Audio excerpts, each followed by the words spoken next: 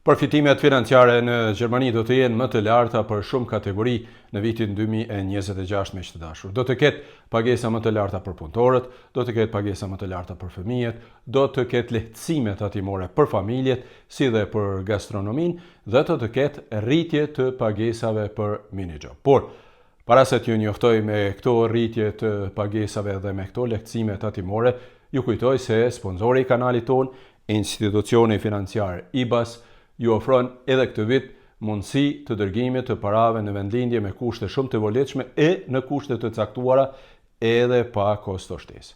E pas asaj që ka ndodhur së fundi me vërshimet dhe dëmet e mëdha materiale në Kosovë e Shqipëri, besoj se diaspora vërtet e ka për obligim të ndihmoj familjarët, por edhe njerëzit në nevojë në vendlindje.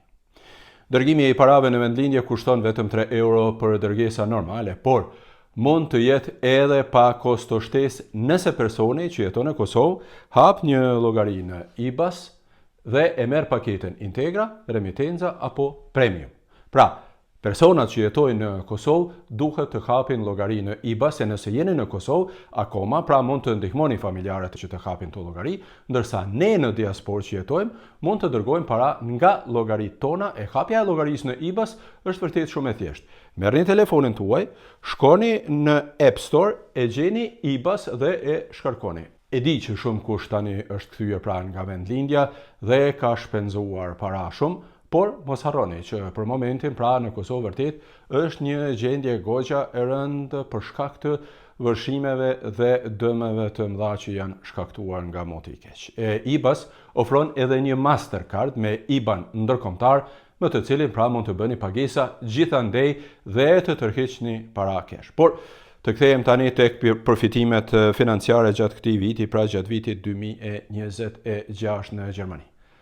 Pagesat minimale për një orë pune janë rritur në Gjermani nga janari në 13 euro e 90 cent, që do të thotë se në Gjermani më nuk ka pagesa më të ulta se 13 euro e 19 cent për një orë pune. Unë shpresoj natyrisht që pagesat tuaja janë shumë më të larta. Njëkohësisht është rritur edhe pagesa për minijob në 603 euro. Nga janari janë rritur edhe shtesat për fëmijë që në Gjermani quhen Kindergeld në 259 euro për një fëmijë në muaj. Rritja është vetëm 4 euro, por kjo vlen për çdo fëmijë e në kushtet e sotme, t'ju them të drejtën, çdo rritje është e mirëseardhur. Kur jemi tek fëmijët, të them se për çdo fëmijë, prindërit në vit mund të heqin edhe 6.828 euro për kujdesin e fëmijës, pra mund të hiqen edhe shumë të tjera, kështu që është vërtet një shumë goxha e madhe. Ndryshe, Grundfreie Betrag në Gjermani është në vitin 2026 12.328 euro, dhe në qoftë se një person fiton kaq apo më pak, atëherë nuk ka nevojë të paguajë fare tatime.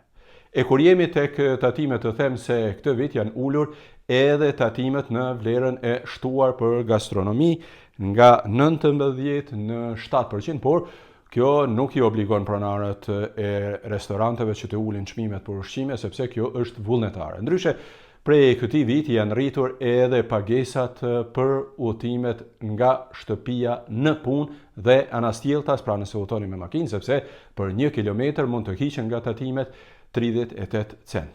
Përfitime financiare këtë vit do të ketë edhe për pensionistët që duan të punojnë shtesë edhe pas daljes në pension. Ata në muaj mund të fitojnë deri në 2.000 euro pa tatime, nëse janë të punësuar në ndonjë firmë, pra në ndonjë punë të rregullt. Gjatë vitit 2026, miq të dashur, do të ketë natyrisht edhe shtrenjtime dhe ngritje të çmimeve për sigurime, për shembull ngritje të kontributeve, por do të ketë ngritje edhe për karburante dhe për shkaqe ekologjike. Është rritur edhe çmimi i biletës mujore për udhëtime në 63 euro në muaj, çmimi i sigurimeve shëndetësore etj, por me shtrenjtime do të merrem një herë tjetër në ndonjë video tjetër. Ndaj, nëse doni mund të abonoheni në kanalet e mia dhe mos harroni ta shpërndani këtë video, sepse më duket shumë interesante për të gjithë ata që jetojnë në Gjermani dhe eventualisht mund të gëzohen pra këtyre pagesave shtesë. Faleminderit dhe mirupafshim.